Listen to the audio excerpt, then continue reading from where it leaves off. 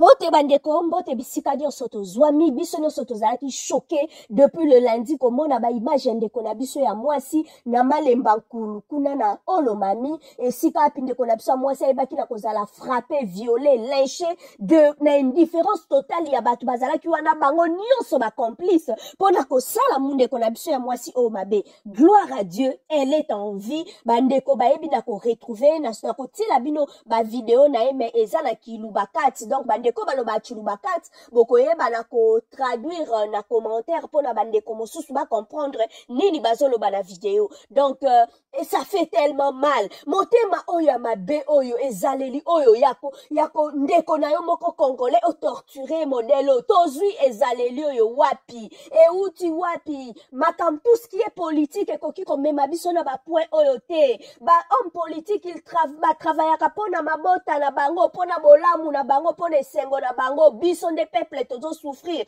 biso nde tozangi mai biso nde tozangi courant biso nde tozangi banzela biso nde bana na biso bazo souffrir bango te bango bana na bango ils vivent à travers le monde na grand luxe.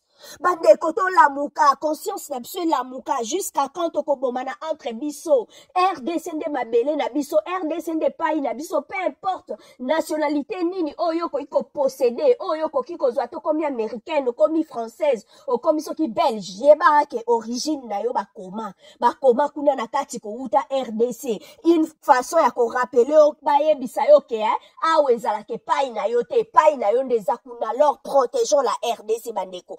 Peu importe bisika tozali RDC mboka na biso congolais azala kati ya mboka na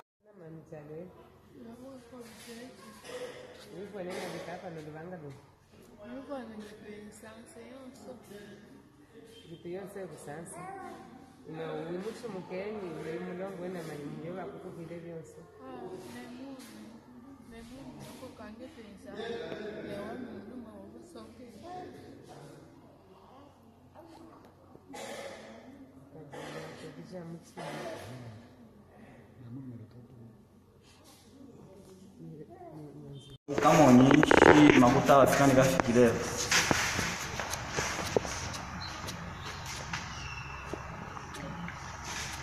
ino mubala toka ne goyi kuira kana kama kama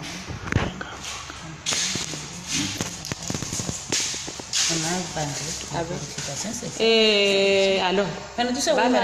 kibaji mama kibaji ufana bale bayuka makuta mabane nka wane usanka 40000 francs manda ikia umuntu kiri mukuru mpe boaze kya kumukwa shana china kiasi uno boaze ni mwane to wa administrateur wa gweta ya muluba mbo wao biji yaye muluba bokata centre groupe ya WhatsApp eta muluba mbo wao biji yaye wapine jiba jijine 5000 francs yota koshina yo mwane to mu urgence boba kohile kuwo baba mimi wakanjile ko wa yaye nanji wakuta bijana kumukwasha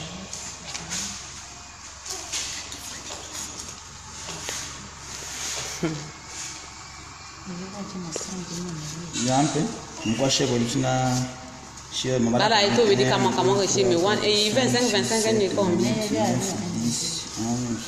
Bebe le mane mase.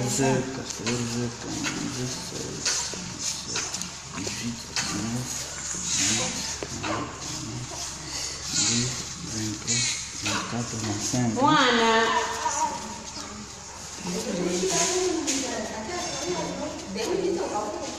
Temunun stentante.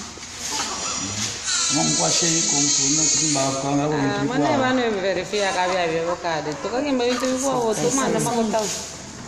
Nadi.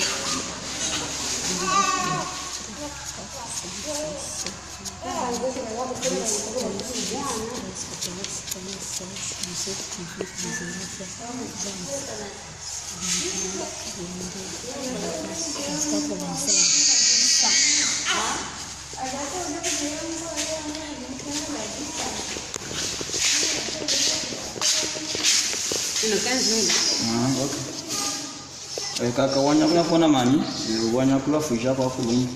Na hiyo fuja kwa kutuma fako ile kata. Ndiko ni kwa bukia kuna na fuja kwa tuleza mkwasha. Okay. Mafako makutamane mawane kwa wenevo. ya mafako bikata katwa kama mwe tutuminanga na bukwashi tuwafikisha bano nawi ibanganga bamulama bano bonso banganga bamulama ebo bano bamulama ebo bano botujinabo mafakoi Shokela ko kwa kane fa kumofa kumakasa.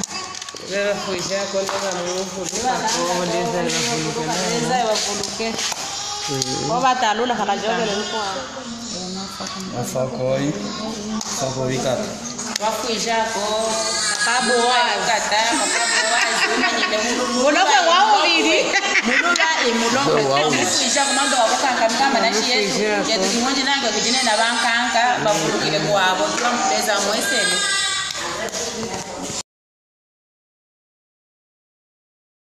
Rien ne peut justifier violence, humiliation, viol, onde qu'on a besoin moi ça ebina ko subir. Gloire à Dieu parce que elle est en vie, contrairement à ma nouvelle ndenge tambola ki kende qu'on a besoin moi ça kufi. En tout cas pas si wana nazo yoka, nazo koka même pas kota la ba vidéo wana. Ça fait tellement mal na ebite batu mususu soki na se ya moi oyo, bazana nu ko baza ko mériter ata po ba benga bango batu. Na ebite pona mutu komoko ikozala na niveau ya violence ya boye. Okoki kozala na kozanga motema na point oyo. Po mwana mwasi asali yo nini? Ba oyo bazo yiba ba 200 millions, ba 500 millions. Bango wana tozo betela maboko. Bango wana tozo yembela banzembo. Bango wana toko kende lisusu ko voter bango comme ba député, comme soki banani lobby. Bandeko na ngai. Tolamuka, arrêtons un peu. Congolais partout, auta ba Congo, soka ke kovanda na Kivu, auta na Kisangani kuna ake kovanda na Kikwiti, alongwa la Kikwiti akovanda na Kasai, aza epai na ye, aza mupaya te. Pourquoi ezalelio euti wapi, makambo euti wapi, comportement o euti wapi. To namboka na biso tozala ba exemple ya intégration wana ke mutavuti province boye ake na province XY aza ko évoluer pe makambo ezoleka malamu. Moi je pense que système wana ya kala o ezalaki ke bakoki kozwa Mukongo batie au gouverneur na Équateur, bazui muta Équateur batie au gouverneur na Kasai, bazui muta Kasai bakota ngana bandeko nanga tolingana bandeko kosala na mabebo epona nini tolingana totika makambo yo linga ndeko na yo linga ndeko na yo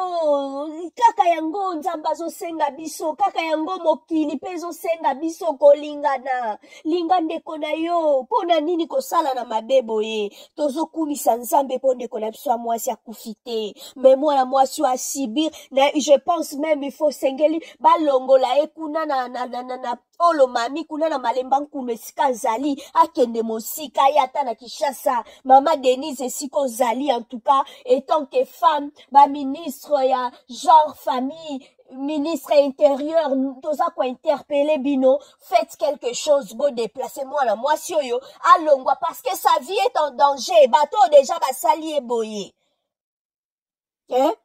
mwana mwasi ovina eza en danger humilié akotambola ndenge nini mutu likolo na mboka oyo bato nyonso bamoni motaka na ye eza propreté bolongola ye na kuna esika zali bomema ye na province mususu ata akende na ye côté mususu. Moi je préfère boya na ye na Kishasa bo installer na Kishasa comme ça continuer vie na ye na kimia. En tout cas merci na bandeko nyonso bolandi biso bandeko ba comprenaka baza balubakati o ba comprenaka monoko wana bakoki kosala interprétation pona ko traduire oyo eza kolobama na vidéo to kumisi nkolo pondeko na biso azana bomoi. Merci à vous tous de nous avoir suivis. Merci parce que vous êtes là. Du fond du cœur, de l'Obarnabino, toujours merci. En tout cas, bon, continuez à s'abonner. Bienvenue sur Opinion TV. Bye.